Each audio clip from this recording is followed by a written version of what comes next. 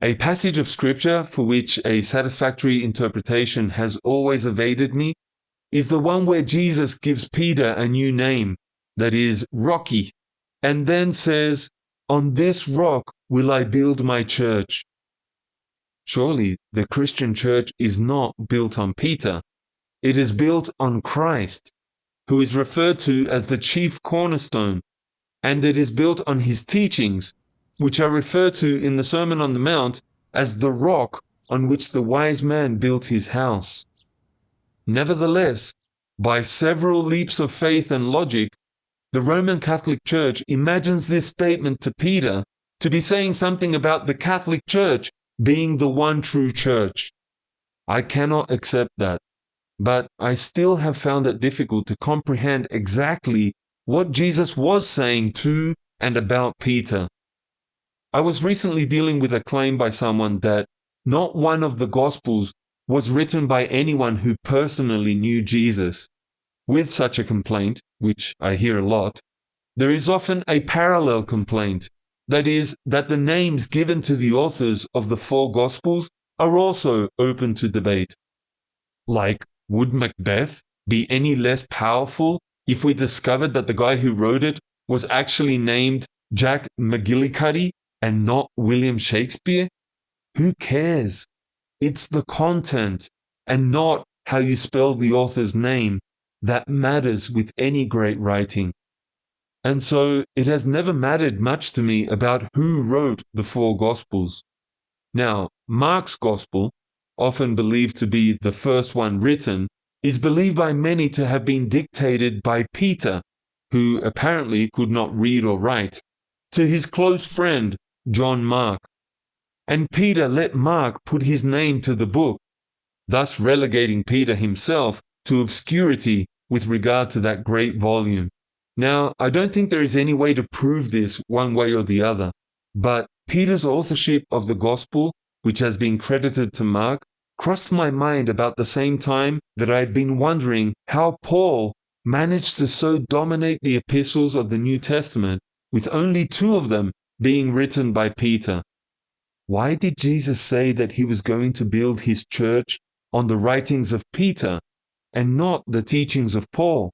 Almost all Protestant teachings come from Paul in preference to Peter, and even the Catholic Church is not exactly centered around those 2 short epistles of Peter. Did Peter really miss his calling? Why didn't he at least do like James and speak up if he believed differently to Paul? He would not have even needed to mention Paul if he wanted to avoid a confrontation. He could have just written more letters, or dictated them if he really was illiterate, so that the church would have been guided by him in preference to the direction that Paul eventually established for institutional Christianity. Peter apparently managed to get 2 of his letters published. Why not a dozen or so more? But then it struck me. If Peter wrote that first short gospel, then the so-called Gospel of Mark has become the real rock on which the true church of Jesus Christ has been built. It's just that the true church of Jesus Christ is not what the world has come to think of as being real Christianity.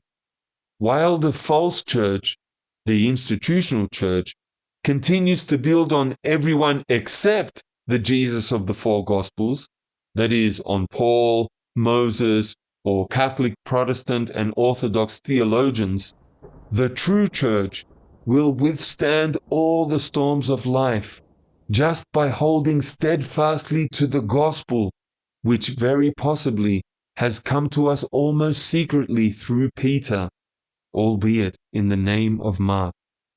It certainly is ironic that Peter comes across as such an impetuous and outspoken zealot throughout the Gospels, and yet he appears to have gone silent so soon after the ascension of Jesus, virtually disappearing halfway through the book of Acts. He is mentioned 55 times in the first 12 chapters, but only once in the final 16 chapters of the book of Acts, where Paul dominates the narrative. Such humility seems so out of character for the Peter that most of us came to know in the Gospels, and yet He does appear to be the one who has given us the truth as taught by the Rock of Ages, on which the true church, not the institutional church, has been built ever since. Both the kingdom and the authorship of the document on which it is built have remained invisible, a mystery, all these years. That is really all I have to say at this time. The rest you can work out for yourself. May God bless Peter for his faithfulness without fanfare in preserving the teachings of Jesus, the cornerstone on which the Church of Jesus Christ must always be built, if it is to survive the ravages of time and the corruption of the world. God bless you, and thank you for listening.